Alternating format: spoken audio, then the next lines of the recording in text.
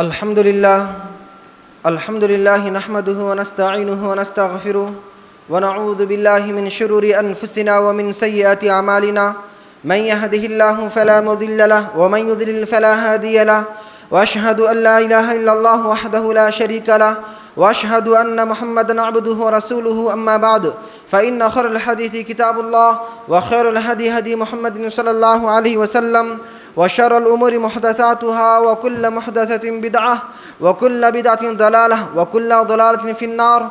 فقد قال الله تبارك وتعالى في القرآن المجيد والفرقان الحميد: فأعوذ بالله السميع العليم من الشيطان الرجيم من همزه من نفخه من نفثه.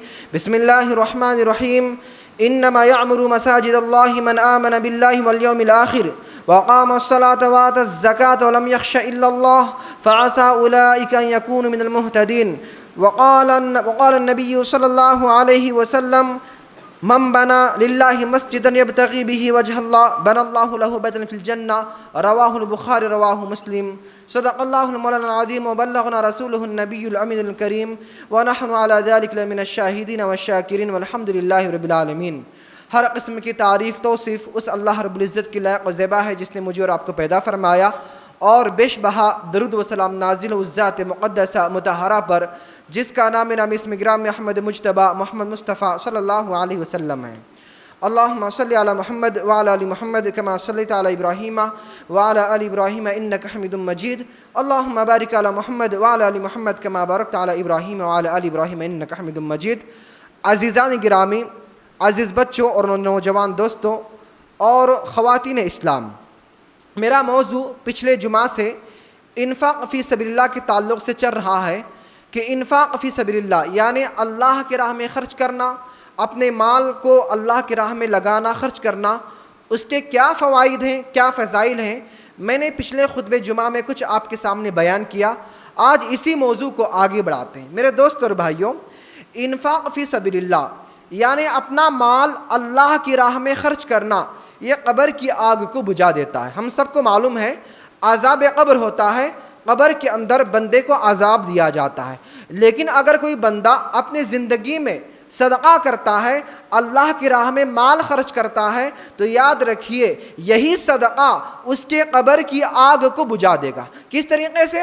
اللہ کے نبی کریم صلی اللہ علیہ وسلم فرماتے ہیں، حضرت عقبہ بن عامر رضی اللہ تعالیٰ عنہ بیان کرتے ہیں کہ رسول اللہ صلی اللہ علیہ وسلم نے فرمایا کہ ان الصدقۃ لتفتی عن اہلھا حر القبور، کہ بے شک صدقہ جو ہے، صدقہ جس کو کیا گیا یعنی اپنے صدقہ کے صاحب جو صدقہ ہوتا ہے، جو آدمی صدقہ کرتا ہے، اس آدمی کا صدقہ اس کی قبر کے گرمی کو، اس کے قبر کی آگ کو تفتی معنی بجھا دینا، کسی کے غصے کو بجھا دینا یا آگ کو بجھا دینا. تو آدمی کا جو صدقہ ہے اس کے قبر میں، اس کی جو قبر میں جو آگ ہوتی ہے اس آگ کو بجھا دیتا ہے. اور یہی نہیں بلکہ اس صدقے کا جو فائدہ ہے قیامت کے دن کیا ہوگا دیکھیے گا اس حدیث آگے، وَإِنَّمَا يَسْتَدِلُّ الْمُؤْمِنَ يَوْمَ الْقِيَامَةِ فِي ظِلِّ صَدَقَتِهِ. اور یقیناً مومن کا جو صدقہ ہوتا ہے قیامت کے دن مومن جو ہے اپنے صدقے کے سائے تلے جمع ہوگا. صحیح حدیث علامہ البانی کی جو صحیح ہے اس میں یہ حدیث ذکر کی گئی ہے. میرے دوست اور بھائیوں، قبر کی جو گرمی ہوگی وہ معمولی گرمی نہیں ہوگی. قبر کا جو عذاب ہوگا وہ کوئی معمولی سے عذاب نہیں ہوگا، بلکہ بہت ہی خطرناک اور بھیانک عذاب ہوگا. اور اس کے لیے ہمیں دنیا میں کوئی ایسا عمل کرے، یعنی ہم اللہ کے راہ میں کوئی صدقہ کریں گے، یہی صدقہ ہمارے قبر کی گرمی کو، ہمارے قبر کی آگ کو بجھا دے گا. اور یہی نہیں بلکہ مومن جب قیامت کا دن ہوگا، جب سورج ایک میل کے فاصلے پر ہوگا، اور جب انسان کے جسم پر کپڑے نہیں ہوں گے، جب سب اٹھائے جائیں گے تو سب مادرزاد ننگے ہوں گے، کسی کے جسم پر کپڑے کا کوئی حصہ نہیں ہوگا، سب کے سب ننگے ہوں گے. اور اس وقت حالت کیا ہوگی میرے دوست اور بھائیوں؟ گرمی کا موسم ابھی چل رہا ہے، اگر میں کسی کو کہہ دوں کہ آپ کپڑوں کے سمیت 1 گھنٹہ کہیں دھوپ میں کھڑے ہو جاؤ تو یہ اس کے لیے بہت ہی مشکل ہوگا، بلکہ ناممکن ہوگا. تو بھلا بتائیے جب سورج آج ہمارے درمیان جو ہے اتنے کروڑوں ہزاروں میل دور ہے تو آج ہم اس گرمی کی شدت کو برداشت نہیں کر سکتے، تو بھلا بتائیے جب قیامت کا دن ہوگا اور ہم سے سورج صرف ایک فاصلے کی دور پر ہوگا تو بھلا بتائیے ہم اس وقت کیسے گرمی کو برداشت کر پائیں گے؟ تو اس لیے میرے دوست اور بھائیوں یاد رکھیے ہمیں دنیا میں عمل کرنا ہے۔ ایک بات اور کہنا چاہوں گا، ہمارا اور آپ سب کا یہ معمول ہوتا ہے، اگر ہم کوئی ایسی جگہ جانے والے ہیں جہاں گرمی بہت زیادہ ہوتی ہے تو ہم کیا کرتے ہیں معلوم ہے؟ اس چیز کے لیے ہم جو ہے کچھ چیزوں کا انتظام کرتے ہیں۔ جیسے اگر کہیں ٹھنڈی کا موسم پڑتا ہے، جیسے میں فلاں کہیں جا رہا ہوں تو گرم کپڑے کا ہم انتظام کرتے ہیں، اس لیے کیونکہ ہمیں معلوم ہوتا ہے کہ فلاں جگہ سردی بہت پڑتی ہے، ٹھنڈی کا موسم بہت وہاں خطرناک ہوتا ہے، وہاں جو ٹھنڈی بہت ہوتی ہے، اس لیے میں اپنے لیے گرم کپڑے استعمال کے لیے خریدوں گا۔ تو بھلا بتائیے جبکہ ہمیں یقین نہیں ہے کہ ہم وہاں جا پائیں گے نہیں جا پائیں گے، ہو سکتا ہے ہم جب جانے کے لیے نکلیں گے اس سے پہلے ہماری موت آ جائے۔ لیکن میرے دوست اور بھائیوں قیامت کا دن 100% آنے والا ہے، سورج میں شک ہو سکتا ہے، چاند میں شک ہو سکتا ہے، دنیا کی ہر چیز میں شک ہو سکتا ہے، لیکن قیامت آنے والی ہے، اور قیامت کا دن اتنا ہولناک اور اتنا لمبا ہوگا کہ جس کا ہم گمان بھی نہیں کر سکتے۔ تو جب اتنا ہمارا یقین ہے تو ہم کہاں جا رہے ہیں؟ اس دن کی تیاری ہم کہاں کر رہے ہیں؟ میرے دوست اور بھائیوں آج ہم دیکھتے ہیں دنیا میں بہت سارے لوگ جی رہے ہیں، ہر ایک کو مرنا ہے، چاہے وہ امیر سے امیر آدمی ہو، غریب سے غریب آدمی ہو، چاہے وہ بوڑھا ہو، جوان ہو، بچہ ہو، مرد ہو، عورت ہو، ہر ایک کو اس بات کا یقین ہے کہ ایک نہ ایک دن اسے مرنا ہے، مرنا ضروری ہے، اور مرنے کے بعد کہاں جانا ہے؟ قبر میں جانا ہے، دفن ہونا ہے۔ ہم اپنے آنکھوں سے روزانہ دیکھتے ہیں کتنے لوگ قبر میں دفن ہو رہے ہیں، ہم اپنے معاشرے کے اندر، ہم اپنے شہر کے اندر، بستی کے اندر ہم روزانہ دیکھتے ہیں کہ ہمارے درمیان لوگ کتنے لوگ دفن ہوتے ہیں۔ میرے دوست اور بھائیوں وہ قبر کی جو عذاب ہوگا وہ بہت خطرناک ہوگا، اس کی جو گرمی ہوگی وہ گرمی کو ہم برداشت نہیں کر سکیں گے۔ اس لیے دنیا میں جب تک ہم زندہ ہیں، حالانکہ زندگی کا کوئی بھروسہ نہیں ہے، ابھی ہم زندہ ہیں تو ایک منٹ کے بعد کوئی یہ نہیں کہہ سکتا کہ میں یہاں سے وہاں جاؤں گا یا ایک منٹ میں زندہ رہوں گا۔ تو اس لیے جتنا ہو سکے اپنی زندگی میں اللہ کے راہ میں صدقہ کرے، اور یہی صدقہ ہماری قبر کی آگ کو بجھائے گا، اور یہی صدقہ کل قیامت کے دن ہمارے لیے سایہ ہوگا اور ہم اس کے سائے میں جمع ہوں گے۔ میرے دوست اور بھائیوں انفاق فی سبیل اللہ کے بعض نمونے میں آپ کے سامنے بیان کرتا ہوں۔ دیکھیے گا اللہ کے نبی کریم صلی اللہ علیہ وسلم کے بارے میں آتا ہے، حضرت انس رضی اللہ عنہ بیان کرتے ہیں کہ ایک شخص آیا ایک قوم فلاں کسی قوم سے اور کہا کہ اللہ کے نبی کے پاس کچھ مال غنیمت کے یا کچھ آپ کے حصے میں کچھ بکریاں آئے تھے، بھیڑ اور بکریاں، اور وہ بھیڑ اور بکریاں اتنے زیادہ تھے کہ دو پہاڑوں کے درمیان کی جو خلا ہوتی ہے، جو خالی جگہ ہوتی ہے، اس جگہ کو بھرنے والی تھی۔ تو اس آدمی نے آپ صلی اللہ علیہ وسلم جو سخی تھے، جود و سخاوت میں آپ کی مثال دی جاتی ہے، آپ صلی اللہ علیہ وسلم سے سوال کیا کہ اللہ کے نبی یہ جو اتنے بھیڑ بکریاں مجھے دیجئے۔ اللہ کے نبی نے فوراً سے بھیڑ بکریاں دے دیا، اتنے سارے، سوچا نہیں بلکہ مانگا تو اللہ کے نبی نے اسے جو اپنے حصے میں تھے اتنے بھیڑ بکریاں بغیر کسی سوچ سمجھے دے دیا۔ وہ آدمی لے لیا اور اس کے بعد خوشی خوشی اپنے قوم میں گیا اور کہا ایو قوم اسلموا، اے میری قوم اسلام لے کر آؤ، کہ اس لیے فواللہ ان محمدن، اس لیے کہ اللہ کی قسم محمد صلی اللہ علیہ وسلم لیعطی عطان، اتنا زیادہ عطا کرنے والے ہیں کہ من لا یخاف الفقر، کہ وہ ایسے شخص ہیں ایسا لگتا ہے کہ انہیں کوئی غریبی کا کوئی اندیشہ نہیں ہے۔ یہ کس کا تھا؟ ہمارے نبی کریم صلی اللہ علیہ وسلم کا یہ ان کا عملی طریقہ تھا۔ اور آج کے پیر و مرشد کوئی آدمی کے گھر میں مر جاتا ہے تو 10ویں کے نام پر، 40ویں کے نام پر، اس کے برسی کے نام پر اس کا گھر ہی نہیں چھوڑتے ہیں، اس کا دامن ہی نہیں چھوڑتے ہیں، یہاں تک اس کا پورا خون چوسنا لیں، بلکہ ڈرا ڈرا کر آج کے جو پیر و مرشد ہیں ڈرا ڈرا کر اپنے ماننے والے مریدوں سے اتنا لوٹتے ہیں کہ اسے پورا خالی کر دیتے ہیں۔ اگر تم ہمیں نہیں دیں گے نا تو ایسا ہوگا۔ اور آج تو ہمارے مسلمانوں کے اندر چاہے مرد ہو یا عورتیں ہو، اندھ وشواس اتنا آ چکا ہے کہ آج ایسے جاہل غیر نت خیرے جن کی اسلام کے اندر کوئی حیثیت نہیں ہے، جو اسلام کے جھوٹے دعوے دار ہیں، جو انسانی شکل میں شیطان ہیں، ان سے ڈر کر ان کے راہوں میں خرچ کرتے ہیں. آج دیکھیے درگاہ میں کیا معاملہ ہے.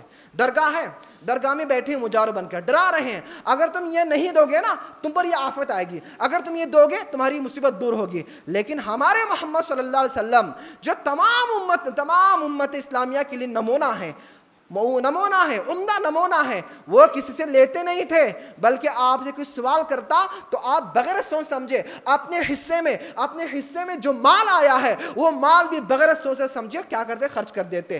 تو وہ آدمی کہتا ہے کہ اے میری قوم اسلام لاؤ, محمد صلی اللہ علیہ وسلم اتنا عطا کرتے ہیں کہ انہیں غریبی اور فقر کوئی اندیشہ ہی نہیں ہے. اور اسی طریقے سے آئیے ہم دیکھتے ہیں ایک اور نمونہ حضرت عائشہ رضی اللہ تعالیٰ عنہ کے بارے میں آتا ہے. ام درہ جو آپ کی خادمہ, وہ کہتی ہیں کہ آپ کے پاس 1,00,000 درہم, 1,00,000 درہم کتنے ہوتے ہیں, بہت زیادہ ہوتے ہیں آج کے دور میں بھی اور اس دور میں بھی.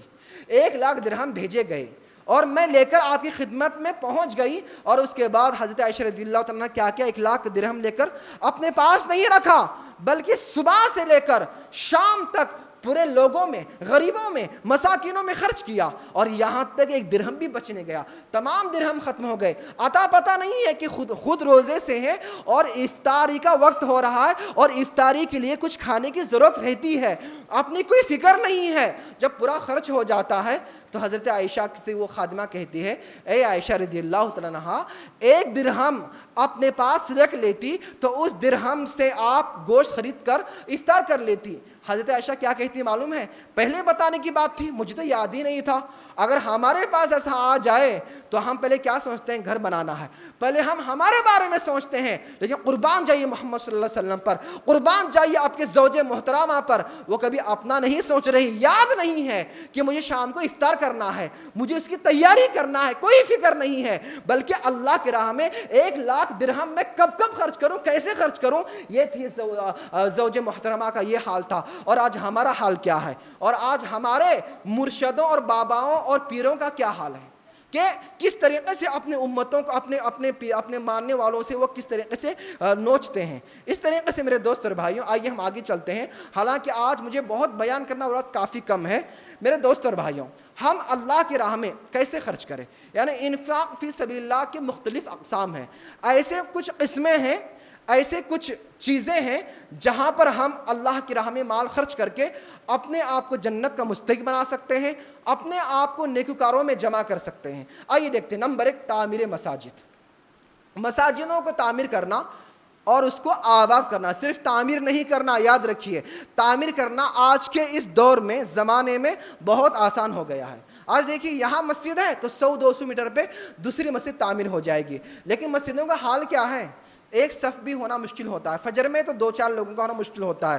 میرے دوست اور بھائیوں, آج یہ بات کہی جاتی ہے مسلمان پریشان ہیں, مسلمان تنگی میں ہیں, مسلمانوں کے اوپر عذاب آ رہا ہے. اگر یہ بات سچ ہوتی تو یاد رکھیے فجر کے اندر مسجدیں خالی نہیں ہوتی.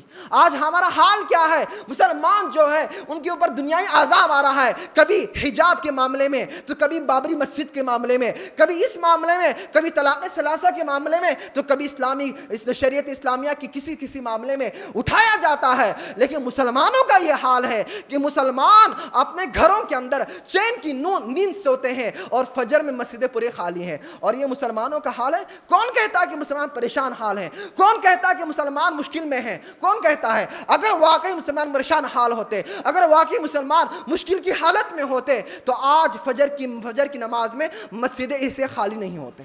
جمعہ بھی آج کیسے خالی ہیں؟ بتائیے کون سی مسجد ہے جو فجر کے اندر بھر جاتی ہو؟ تو یہ مشکل ہے. اگر واقعی ہم مشکل میں ہیں, مصیبت میں ہیں, تو آج فجر کے اندر مسجدیں جو ہوتے بھرے ہوئے ہوتے, خالی نہیں ہوتے ہیں. میرے دوست اور بھائیوں, اللہ فرماتا ہے انما یامر مساجد اللہ من آمن باللہ والیوم الاخر واقام الصلاۃ وآتى الزکاۃ ولم یخش الا اللہ فعسى اولئک ان یکونوا من المہتدین. اللہ فرماتا ہے یقیناً وہ لوگ مسجدوں کو تعمیر اور مسجدوں کو آباد کرتے ہیں. تعمیر سے مراد یہاں آباد بھی ہے, مسجدوں کو ایسی نہیں چھوڑتے, یوران نہیں چھوڑ دیتے, بلکہ مسجدوں کو تعمیر کے ساتھ ساتھ مسجدوں کو آباد کرتے ہیں. کون ہیں وہ لوگ جو مسجدوں کو آباد کرنے والے ہیں؟ اللہ فرماتا ہے وہ لوگ ہیں جو اللہ پر اور قیامت کے دن پر ایمان رکھنے والے ہیں, جو نمازوں کو قائم کرنے والے ہیں اور زکاتوں کو ادا کرنے والے ہیں. وَلَمْ يَخْشَ إِلَّا اللَّهِ, اور وہ اللہ کے سوا کسی کو نہیں ڈرتے. آج ہمارا حال کیا ہے؟ ہم اللہ کے علاوہ تو ہر ایک کو ڈر رہے ہیں. حکومت سے ڈرتے ہیں, لوگوں سے ڈرتے ہیں, بلکہ لوگوں کے نظروں میں اچھا بننے کے لیے ہم کیا کیا نہیں کرتے. میرے دوست اور بھائیوں, ہم اللہ سے ڈرنا چاہیے اور اللہ کی نظر میں ہمیں اچھا بننا ہے, دنیا کی نظر میں نہیں. یاد رکھیے آپ کتنا ہی کچھ کیوں نہ کر لے, آپ کبھی لوگوں کو خوش نہیں کر سکتے, لیکن اللہ کو خوش کر سکتے ہیں آسانی کے ساتھ. اور اللہ فرماتا ہے فَعَسَىٰ أُولَٰئِكَ أَن يَكُونُوا مِنَ الْمُهْتَدِينَ, جن کے اندر یہ صفات ہوں گے جو میں نے ابھی قرآن کریم کے آیت کے ذریعے پیش کیا, ایسے لوگ ہدایت یافتہ ہوں گے. قریب ہے, امید ہے کہ ایسے لوگ جو ہے ہدایت یافتہ ہوں گے. میرے دوست اور بھائی آگے چلتے ہیں حدیث کے اندر. اللہ کے نبی کریم صلی اللہ علیہ وسلم فرماتے ہیں من بنا للہ مسجدا یبتغی بہ وجہ اللہ, کہ اللہ کے نبی صلی اللہ علیہ وسلم فرماتے ہیں کہ جو شخص اللہ کے خوشنودی کے لیے, اللہ کو خوش کرنے کے لیے کوئی مسجد بناتا ہے, تعمیر کرتا ہے یا تعمیر کرواتا ہے, بنا اللہ لہ بیتا فی الجنہ, تو اللہ تعالی جنت میں اس کے لیے محل یا پھر گھر تیار کرتے ہیں. صحیح بخاری اور صحیح مسلم کی روایت ہے. آج دیکھیے گا, ہم دنیا میں کچھ دن رہنے کے لیے, جبکہ وہ کچھ دن کا بھی کوئی بھروسہ نہیں ہے, کچھ دن رہنے کے لیے ہم جو ہے دنیا میں گھر بنانے کے لیے کتنی محنت کرتے ہیں. لیکن میرے دوست اور بھائیوں, اگر ہم مسجد تعمیر کرنے کے لیے اگر کچھ ہم محنت و مشقت کریں, کچھ دے دے, تو اللہ تعالیٰ جہاں ہمیں ہمیشہ جنت میں ہمیں ہمیشہ رہنا ہے نا, آخرت کی زندگی وہ ہمیشہ کی ہے نا, دنیا کی زندگی کوئی بھروسہ نہیں ہے تو ہی بہت ہوا 60-70 سال, اس کے اوپر کچھ نہیں ہے. لیکن جو آخرت کی زندگی ہے کروڑوں سال بلکہ اربوں خربوں سال گزر جائیں گے, لیکن آخرت کی زندگی کبھی بھی ختم نہیں ہوگی. تو وہاں کے لیے ہم نے کیا تیاری کیا؟ چلیے آگے چلتے ہیں. نمبر 2, علم نافع کی نشر و اشاعت. علم نافع یعنی ایسا علم جو نفع دینے والا ہے, چاہے دینی علم ہو چاہے دنیا علم ہے. اگر ایک عالم ہے, عالم قرآن و سنت کا عالم ہے, تو اس علم کا فائدہ لوگوں کو ہوتا ہے. لیکن ایسی عصری علوم میں, جیسے اس کا ڈاکٹری کا فائدہ ہے, ڈاکٹری ایک علم ہے نا, طبی ایک علم ہے, اس کا بھی فائدہ, یعنی علم نافع سے مراد ڈاکٹر کا بھی علم حاصل ہوتا ہے. تو ایسے ہی دونوں علم اس میں شامل ہیں, چاہے وہ دنیائی ہو یعنی نفع دینے والا علم, دینی علم میں بھی نفع دینے والا ہے اور دنیا علم میں بھی نفع دینے والا ہے. میرے دوست اور بھائی آگے چلتے ہیں, روایت پیش کرتا ہوں. حضرت ابو ہریرہ رضی اللہ تعالیٰ سے روایت ہے, نبی کریم صلی اللہ علیہ وسلم نے فرمایا اذا مات الانسان انقطع عنہ عملہ, جب کوئی انسان مر جاتا ہے, انسان مر گیا تو اس کے اعمال کا سلسلے بھی منقطع ہو گیا, یعنی اس کے اعمال کا جو سلسلہ ہے وہ بھی کیا ہے, اب ختم ہو گیا, اب وہ نہیں کما سکتا, نیک اعمال نہیں کر سکتا.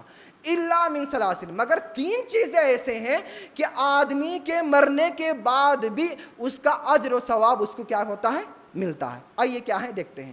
صدقۃ جاریہ, ایسا صدقہ جو اس کے مرنے کے بعد بھی اسے اجر و ثواب ملتا ہے. جیسے مثلا کوئی کنواں کھدوا دیا, کوئی مدرسہ یا کوئی اسلامی یونیورسٹی کالج بنا دیا. جیسے کہ آج کے اس دور کے اندر اسلامی کالج کی بہت سخت ضرورت ہے, جہاں ہماری بچیاں عزت کے ساتھ اپنی عزت کی حفاظت کرتے ہوئے پڑھائی کرے, چاہے دینی ہو چاہے دنیائی ہو, یہ بھی ضروری. نمبر 2, او علم ينتفع به, ایسا علم جو فائدے مند ہو. ایک آدمی نے دیکھیے خطبوں کے ذریعے سے لوگوں کے پاس علم پہنچانا, یہ بھی ایک کیا ہے, ایسا علم ہے جو نفع کے ذریعے علم پہنچا جاتا ہے. یا جو آج کل ہمارے بھائی جو ہیں ویڈیو بناتے ہیں یا آڈیو بنا کر لوگوں میں تقسیم کرتے ہیں اسلامی بیانات, یہ بھی جو ہے علم نفع دینے والا علم ہے. یا پھر ہم کسی بچے کی مدد کرتے ہیں تاکہ فلاں بچہ جو ہے پڑھ کر عالم دین بن جائے, ہم اس کے لیے کتابیں مہیا کرتے ہیں, ہم اس کا خرچہ برداشت کرتے ہیں, یہ بھی کیا ہے, علم کے پھیلانا, علم کی نشر اشاعت کرنا ہے. اور اس کے بعد ہے او ولد صالح یدعو لہ, اور ایسا نیک و صالح اولاد, اور ایسے نیک و صالح اولاد جو انسان کے مرنے کے بعد اس کے لیے دعائیں خیر کرے. ایسا نہیں مر گیا تو شراب پی رہا, کیوں شراب پی رہے ہو بھائی, تو جواب میں آئے گا اس لیے شراب پی رہا ہوں کہ ممی کے انتقال ہو گیا, پپا کا انتقال ہو گیا, غم بھلایا نہیں جا رہا, یہ نہیں چیزیں, بلکہ مر گیا. اور دوسری بات آج کیا ہے, مر جاتا ہے باپ, تو آج ہے نا 10ویں کے نام پر, 20ویں کے نام پر, 40ویں کے نام پر, اور نہ جانے کئی ساری بدعت کے نام پر کیا کیا کیا جاتا ہے. ہم ہماری اولاد کی جو ہے نا قرآن و سنت کے اعتبار سے اصلاح نہیں کرتے, بلکہ معاشرے میں جو چل رہا ہے وہی چلنے دو۔ میرے دوست اور بھائیوں، ہم ہمارے اولاد کو اتنا نیک و صالح بنائے کہ ہمارے مرنے کے بعد ہمارے قبر کے اوپر یا ہمارے جنازے کے اوپر وہ روئے نہ چلا چلا کر، بلکہ ہمارے دعائیں مغفرت کرے، ہمارے لیے نیک و صالح عمل کرے، جس کے ذریعے سے ہمارے درجے کل قیامت دن قبر میں یا جنت میں بلند ہو جائے۔ ایسے نیک و صالح اولاد بنانا چاہیے۔ میرے دوست اور بھائیوں، ایک اور بات یہاں بتا دوں کہ آج کے اس دور کے اندر مدرسہ بنانا یا مسجد بنانا بہت اچھی بات ہے، لیکن اس کے ساتھ ساتھ اسلامی کالجز جہاں پر لڑکیاں، بیٹیاں، اسلام کے بیٹیاں، ہوا کی بیٹیاں اپنے پردے کی حفاظت کرتے ہوئے، اپنے عزت اور ناموس کی حفاظت کرتے ہوئے صحیح طریقے سے تعلیم حاصل کریں، یہ ضروری ہے۔ آج دیکھیے حجاب کے معاملے میں کیا معاملہ چل رہا ہے، کیسے پروپیگنڈے کیے جا رہے ہیں۔ اس کی وجہ یہی ہے کہ آج ہمارا جو پیسہ تھا شب معراج میں، جلوس میں، عید میلاد النبی کے نام پر، اور مساجد، دیکھیے 10 لاکھ کی مسجد میں بھی نماز ہوتی ہے اور 10 کروڑ کی مسجد میں بھی نماز ہوتی ہے۔ ضروری نہیں ہے کہ مسجد میں سنگ مرمر لگایا جائے، ضروری نہیں ہے کہ مسجد کے اندر ایسے سے پتھر اور ایسے نقش و نگار ہونا ہے، بلکہ ضروری یہ ہے مسجد کے ساتھ ساتھ آج ہم ایسے اسلامی کالج بنائے جہاں ہماری لڑکیوں کو دنیائی تعلیم کے ساتھ ساتھ دین کی تعلیم بھی ہم فراہم کر سکے۔ یہ ہماری ضروری چیزیں ہمارے اوپر یہ، لیکن ہم آج اس سے کہاں جا رہے ہیں۔ خیر ہم آگے چلتے ہیں اور میں کہاں تھا بیان کو۔ نمبر 3، کفالت یتام، یعنی یتیموں کی کفالت کرنا، یہ بھی جو ہے اللہ کے راہ میں بہترین خرچ کرنا ہے۔ میرے دوست اور بھائیوں، سہل بن سعد رضی اللہ تعالیٰ عنہ فرماتے ہیں کہ نبی کریم صلی اللہ علیہ وسلم نے فرمایا، انا وکافل الیتیم فی الجنت ہاکذا، میں اور جنت کا اور یتیم کی کفالت کرنے والا، یعنی اللہ نے فرماتے ہیں کہ میں خود، یعنی اللہ کی نبی اور یتیم کی کفالت کرنے والا جنت میں ایسے ہوں گے۔ وقال بِأَصْبِعِ السَّبَّابَةِ الْوُسْطَىٰ، آپ نے اشارہ کیا اپنے دونوں انگلیوں سے، بیچ کی انگلی اور شہادت کی انگلی سے اشارہ کر کہا کہ ایسے ہم دونوں، یعنی یتیم کی کفالت کرنے والا اور آپ صلی اللہ علیہ وسلم جنت میں ایسے ہوں گے۔ ہم چاہتے ہیں نا کہ ہمارا جو ساتھی ہو، ہمارا جو ساتھ ہو وہ نبی کریم صلی اللہ علیہ وسلم کے ساتھ ہو، ہمارا یہ ارادہ ہے نا، تو پھر ہم جو ہے ہمارے معاشرے میں کوئی یتیم بچے یا بچیاں ہیں، ہم ان کی کفالت کریں۔ آج دیکھیے گا یتیم بچوں پر اور یتیم بچیوں پر کیسے ظلم ہوتا ہے، ان کے ساتھ کیسے ناانصافی ہوتی ہے۔ ہم ان کا جو ہے دفاع کرنا ہمارے لیے ضروری ہے، ان یتیم بچوں کے، اور یتیم بچی مدد کرنا ضروری ہے۔ صحیح مسلم کی روایت ہے جو میں نے آپ کے سامنے بیان کیا۔ نمبر 4، جہاد فی سبیل اللہ میں خرچ کرنا۔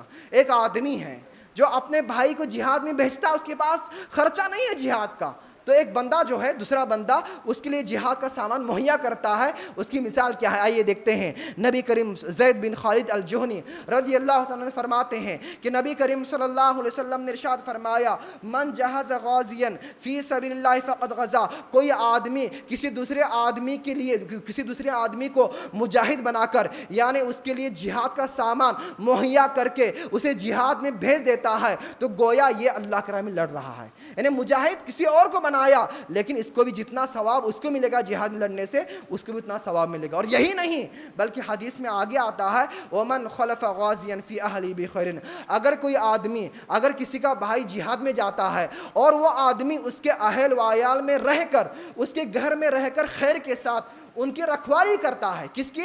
جو آدمی جہاد میں گیا ہے، اس جہاد میں جانے والے آدمی کے گھر والوں کی خیر کے ساتھ رکھوالی کرتا ہے، ان کی دیکھ بھال کرتا ہے اچھائی کے ساتھ، خیر کے ساتھ، تو فقط غزا، تو یہ بھی آدمی ایسا ہے جیسا کہ وہ اللہ کے راہ میں جہاد کر رہا ہے۔ صحیح بخاری اور صحیح مسلم کی روایت ہے۔ نمبر 5، فقراء اور مساکین کو کھانا کھلانا یا ان کی مدد کرنا۔ میرے دوست اور بھائیوں، آج ضروری ہے ہمارے لیے، ہمارے درمیان ایسے فقراء یا مساکین ہیں جو اپنا خرچہ پورا نہیں کر سکتے ہیں، تو ہم کیا کریں معلوم ہے؟ انہیں کھانا کھلائیں۔ آج تو ماحول ایسا ہو گیا ہے، کھانا بنتا ہے گھر میں، پھینکا جاتا ہے، تھوڑا سا روز کھانا پھینکا جاتا ہے، لیکن ہم کسی کو کھانا کھلانا گوارا نہیں کرتے ہیں۔ میرے دوست اور بھائیوں، پہلے غریبی تھی، لیکن لوگ جو ہے ایک دوسرے کو آس پاس میں دیکھتے کھانا کھلاتے. کوئی مسجد میں آ گیا ساتھ لے جائے گھر پہ کھانا کھلا دیے بھیج دیے. اور آج حال کیا ہے, اللہ نے اتنا سب کچھ دیا ہے, مال دولت ہے, گھر کے اندر اس کی اتنی فراوانی ہے, لیکن اس کے باوجود ہم اتنے بخیل ہو چکے ہیں کہ کھانا پھینکنا تو گوارا کریں گے جو بچے گا, لیکن کسی مسلمان کے پیٹ میں وہ کھانا ڈالنا گوارا نہیں کریں گے. یہ ہماری شان ہے میرے دوستوں اور بھائیوں. مومن کیا ہوتے ہیں, آئیے دیکھتے ہیں. قرآن کریم میں اللہ فرماتا ہے سورہ دہر کے اندر وَيُطْعِمُونَ الطَّعَامَ عَلَىٰ حُبِّهِ مِسْكِينًا وَيَتِيمًا وَأَسِيرًا, کہ اللہ فرماتا ہے کہ مومن جو ہے, مومن کو محبت ہے اپنے کھانے سے, لیکن اس کے باوجود وہ اللہ کی خوشنودی کے لیے مسکینوں کو, یتیموں کو اور قیدیوں کو کھانا کھلاتے ہیں. مومن کی شان ہے کہ انہیں بھوک لگی ہے, انہیں کھانے کی بہت محبت ہے, کھانا حاضر ہے, لیکن اپنا کھانا بھی جو ہے وہ اللہ کی خوشنودی کے لیے یتیموں, مسکینوں اور قیدیوں کو کھلاتے ہیں. میرے دوستوں اور بھائیوں, اس طریقے سے اور آگے چلتے ہیں کہ جو لوگ مسکین, غریب اور بیواگان یعنی بیوہ عورتوں کی مدد کرتے ہیں, انہیں کھانا کھلاتے ہیں یا پھر ان پر خرچ کرتے ہیں, وہ آدمی ایسا ہے جیسا کہ اس نے اللہ کے راہ میں جہاد کر رہا ہے, دین میں روزہ رکھتا ہے اور رات کو قیام کرتا ہے. آئیے حدیث دیکھتے ہیں. حدیث کس طریقے سے, آئیے صفوان بن سلیم رضی اللہ تعالیٰ عنہ بیان کرتے ہیں کہ نبی کریم صلی اللہ علیہ وسلم نے ارشاد فرمایا الساعی علی الارملۃ والمسکین, کہ بیواہ اور مسکینوں پر خرچ کرنے والا, ان کے لیے محنت و مشقت کرنے والا ایسا ہے کالمجاہد فی سبیل اللہ, جیسے اللہ کے راہ میں جہاد کرنے والا ہے. نمبر 1. او کالذی یصوم النہار. نمبر 2, وہ ایسا ہے کہ دین کو روزہ رکھنے والا ہے. وَيَقُومُ اللَّيْلِ. اور نمبر 3, رات کو قیام کرنے والا, راتوں کو نماز پڑھنا. اتنا ثواب ملے گا اگر وہ بیواؤں کو, مسکینوں کو, یتیموں کو کھانا کھلائے گا, ان کی مدد کرے گا. صحیح بخاری کی روایت ہے. اور ایک بات بتا دو, جو ہمارے اندر جو آج کل اتنے سارے بیوہ عورتیں ہیں, ان کے ایک بہت ہی ان کے ساتھ ایک احسان سلوک کیا کرنا چاہیے معلوم ہے, وہ یہ ہے کہ انہیں دلہن بنا کر عزت کے ساتھ اپنے گھروں میں لے کر آئے. آج دیکھیے گا کہ آج عورتوں خود جانتے ہیں, جب ایک عورت بیوہ ہوتی ہے اسے سب سے زیادہ سہارے کی جو ضرورت ہوتی ہے نا, وہ چاہتی ہے کہ مجھ سے کوئی عزت دار آدمی شادی کرے اور شادی کر کے مجھے گھر میں لے کر آئے. اور یہ سب سے بڑا احسان سلوک ہے ایک بیوہ کے ساتھ, کہ انہیں دلہن بنا کر اپنے گھر میں لے کر آئے. دوسری شادی کے نام سے آج اتنی چیڑ پیدا ہوئی ہے ہمارے مائیں اور بہنوں کے درمیان کہ میں کیا کہوں. میرے دوست اور بھائیوں, جب نبی کریم صلی اللہ علیہ وسلم نے کئی شادیاں کیے, اور اس وقت آپ کے جو ازواج مطہرات تھے وہ زیادہ غیرت مند اور زیادہ ہم سے, ہماری عورتوں سے کہیں زیادہ, بلکہ میں کہتا ہوں بہت زیادہ وہ پرہیزگار اور نیک و صالح تھے. انہوں نے کبھی منع نہیں کیا. آپ اٹھائیے تاریخ, حضرت علی کے بارے میں کیا تھا, جب حضرت فاطمہ کا انتقال ہو رہا تھا انہوں نے کہا کہ آپ دوسری شادی کر سکتے ہیں. اللہ کے نبی نے جب بار بار شادی کی تو کسی نے, کوئی زوج محترمہ نے کسی نے منع نہیں کیا کہ میرے ہوتے ہوئے آپ کوئی اور شادی کیوں کرتے ہو. صحابہ کرام کا جو ہمارے لیے آئیڈیل ہے, آپ تاریخ اٹھائیے کہ وہ جو ہیں اپنی بہنوں کو, یعنی جو بیوہ ہوتے تو وہ اپنے شوہر کے لیے ان کی طرف سے پیغام بھیجا دیتے ہیں, خطبہ بھیجا نکاح کے لیے. اور جب اسلام نے اجازت دی 4 نکاح کی, آج دیکھیے معاشرے میں کتنی برائی ہو رہی ہے. ہماری مائیں اور بہنیں سے میں پوچھنا چاہوں گا, آج دیکھتے ہیں کوئی عورت کا شوہر مر جاتا ہے یا کسی کا طلاق یا خلا ہوتا ہے, اور وہ 5-10 سال بغیر شوہر کی زندگی گزارتی ہے, اور کتنے ساری بیوہ عورتیں ناجائز تعلقات میں پھنس جاتی ہیں. یہ کتنا بڑا گناہ ہے, معاشرے میں کتنی بڑی تباہی ہے. اگر بیواؤں کے ساتھ اگر حسن سلوک ہے تو وہ ہے اپنے گھروں میں انہیں دلہن بنا کر لائے, ان سے شادی بیاہ کر کے انہیں گھر میں لا کر انہیں عزت کے ساتھ انہیں جو ہے ہم رزق مہیا کرے. یہ بہت بڑا اجر و ثواب ہے. چلیے ہم آگے چلتے ہیں. نمبر 6, روزے داروں کو روزہ افطار کرنا. رمضان آ رہا ہے, اسی مناسبت سے یہ حدیث پیش کرتا ہوں. دیکھیے گا, ایک آدمی روزے دار کو کھانا کھلاتا ہے, افطار کراتا ہے, تو اس کا ثواب کتنا ہے. حدیث میں دیکھتے ہیں رسول اللہ صلی اللہ علیہ وسلم کا ارشاد ہے, من فطر صائما کان لہ مثل اجرہ, کہ ایک آدمی کسی روزے دار کو افطار کراتا ہے, اس کا روزہ کھلواتا ہے, تو اس کا ثواب اتنا ہی جتنا روزہ, جس آدمی جتنا روزہ رکھا ہے اتنا ثواب اسے ملے گا. غیر انہ لا ينقص من اجر الصائم شیء, اور اس روزے دار کے, جو روزے دار ہے اس روزے دار کے اجر سے کچھ بھی کمی نہیں ہوگی, بلکہ جتنا اس کا ثواب مل رہا ہے اس کو اتنا ثواب ملے گا, اور جو افطار کروا رہا ہے نا اسے بھی اتنا ہی ثواب ملے گا جتنا اس کو ثواب مل رہا ہے. صحیح ترغیب اور ترہیب کی روایت ہے. تو رمضان آ رہا ہے تو ہم کسی گھر پر کسی کو جو اجنبی ہیں یا کوئی مسافر یا کوئی غریب ہیں, ہم تھوڑا سا ان کے گھر پہ یا ان کو اپنے ساتھ لے کر افطار کروائے اس کو بھی اتنا ثواب ملے گا۔ چلتے ہم آگے چلتے ہیں۔ اب آخر میں جو حالانکہ بہت بیان کرنا ہے، کچھ باتیں اور بیان کر دوں۔ انفاق فی سبیل اللہ کا ثواب ضائع کرنے والے امور کیا کیا ہیں؟ انفاق فی سبیل اللہ کے ضائع کرنے، اگر ہم اللہ کے راہ میں خرچ کرتے ہیں لیکن اس کے باوجود بھی ہم نے جو خرچ کیا وہ اعمال کیا ہوتے ہیں؟ ضائع اور برباد ہوتے ہیں۔ وہ کن وجہ سے ہوتے ہیں؟ نمبر 1 ریاکاری، اور نمبر 2 احسان جتلانا۔ اگر کوئی آدمی دکھلاوے کے لیے اللہ کے راہ میں صدقہ کرتا ہے یا پھر احسان جتانے کے لیے فلاں آدمی کو صدقہ دیا اور اس پہ احسان جتاتا ہے، یہ دونوں چیزوں کی وجہ سے اس کے اعمال برباد ہو جاتے ہیں، اس کا جو صدقہ ہے وہ برباد ہو جاتا ہے۔ اللہ فرماتا ہے یا ایھا الذین آمنوا لا تبطلوا صدقاتکم بالمن والاذی، کہ اے ایمان والو تم اپنے صدقے کو برباد باطل نہ کرو، احسان جتا کے، تکلیف دے کر اور لوگوں کو دکھانے۔ آگے جو آیتوں میں ہے کہ لوگوں کو دکھانے کے لیے جو صدقہ کرتے ہیں ان کی تمام اعمال برباد ہیں، بلکہ آیت میں مثال دی گئی ہے ایک چٹان ہے۔ ایسے لوگ جو لوگوں کو دکھانے کے لیے یا پھر اذیت دینے کے لیے یا احسان جتانے کے لیے صدقہ کرتے ہیں، ان کی مثال ایک ایسے چٹان کی سی ہے۔ ایک اونچی چٹان ہے صاف ستھری، اس پر کچھ مٹی آ گئی اور بارش آ گیا تو مٹی کیا کرے گا؟ دھلا کے چلا لے جائے گا۔ تو ایسے ہی لوگوں کے اعمال ہیں، ایسے ان کے اعمال برباد ہو جائیں گے۔ اس لیے ہمیں نہ احسان جتانا ہے۔ آج دیکھیے لوگوں کا کیا حال ہے، لوگ کہتے ہیں یہ بھی احسان تکلیف دینا ہو گیا۔ اگر ایک آدمی نے فلاں آدمی کو صدقہ دیا، مان لو صدقہ دیا، اور وہ آدمی کہتا ہے کہ میں نے اس آدمی کو صدقہ دیا ہے، تو وہ آدمی جو ہے خوددار ہے اور یہ چاہتا ہے کہ مجھے جو صدقہ ملا ہے کسی کو نہ پتہ چلے کہ مجھے یہ صدقہ دیا جائے، تو یہ بھی بتانا کیا غلط ہے اور یہ بھی احسان جتانا ہوا یا تکلیف دینا ہو گیا۔ یا کسی کو صدقہ دے کر اس سے کام لینا یا اس کو کچھ برے الفاظ کہنا کہ میں نے تجھے زکوٰۃ دے دی، یہ بھی کیا ہے؟ تکلیف دینا ہوا، اور یہ تمام جو ہے اعمال کو برباد کر دیا۔ حالانکہ بہت لمبی تفصیل ہے لیکن اس میں نہیں جانا چاہتا، وقت نہیں ہے۔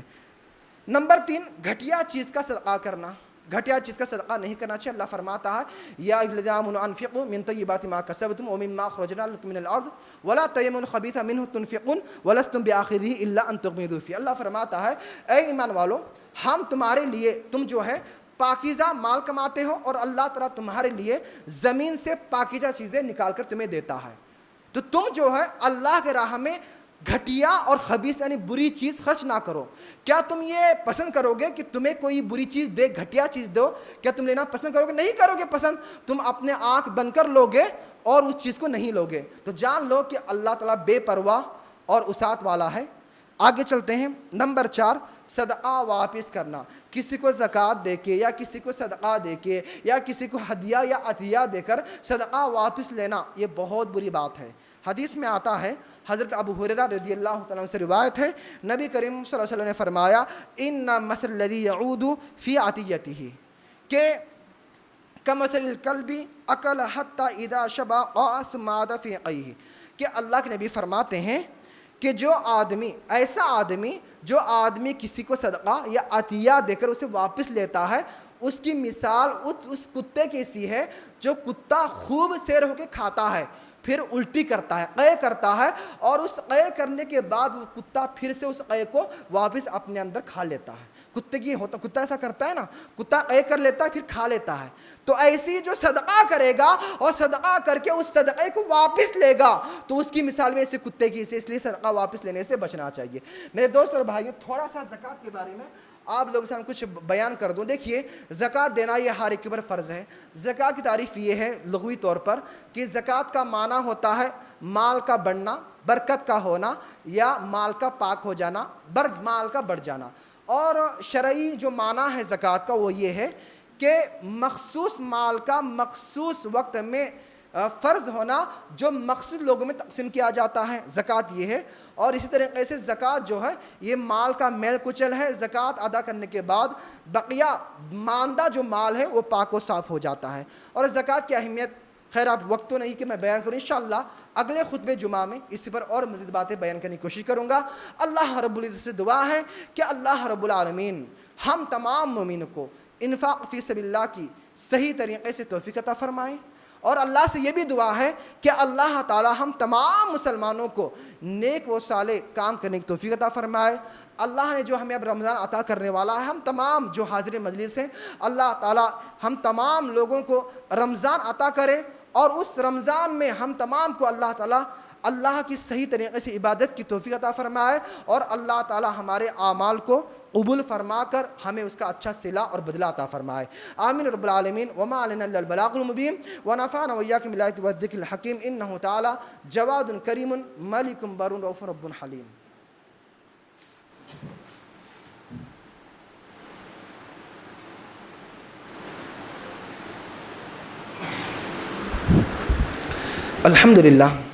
الحمد لله نحمده ونستعينه ونستغفره ونعوذ بالله من شرور أنفسنا ومن سيئات أعمالنا، من يهده الله فلا مضل له ومن يضلل فلا هادي له، وأشهد أن لا إله إلا الله وحده لا شريك له، وأشهد أن محمدا عبده ورسوله. أما بعد، فإن خير الحديث كتاب الله، وخير الهدي هدي محمد صلى الله عليه وسلم، وشر الأمور محدثاتها، وكل محدثة بدعة، وكل بدعة ضلالة، وكل ضلالة في النار. إن الله وملائكته يصلون على النبي يا أيها الذين آمنوا صلوا عليه وسلموا تسليما. اللهم صل على محمد وعلى آل محمد كما صليت على إبراهيم وعلى آل إبراهيم إنك حميد مجيد. اللهم بارك على محمد وعلى آل محمد كما باركت على إبراهيم وعلى آل إبراهيم إنك حميد مجيد. عباد الله ورحمني ورحمكم الله، إن الله يأمر بالعدل والإحسان وإيتاء ذي القربى وينهى عن الفحشاء والمنكر والبغي يعظكم لعلكم تذكرون. اذكروا الله يذكركم وادعوه يستجب لكم، ولذكر الله تعالى أعلى وأولى وعز وجل وهم وأتم وأكبر، والله يعلم ما تصنعون. أقيموا الصلاة.